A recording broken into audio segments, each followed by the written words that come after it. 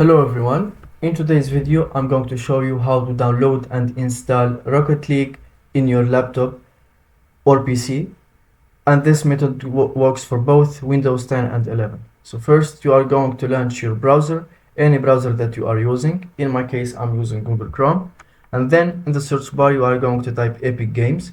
You will see here the first and official website. You just click here and then you can sign into your account, and if you don't have, you can just create a new one, and you just press here to download, and it will be the Epic Games application will be downloaded. After that you just open it and search on the store. You just type Rocket League, and as you can see you will find it here, the first option. Just type Rocket, and then you see here the application. It is completely free. You just click on get, and that's it.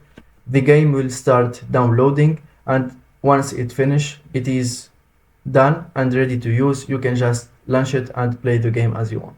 And that's it. Thank you for watching. If you found this video helpful, don't forget to subscribe and like the video.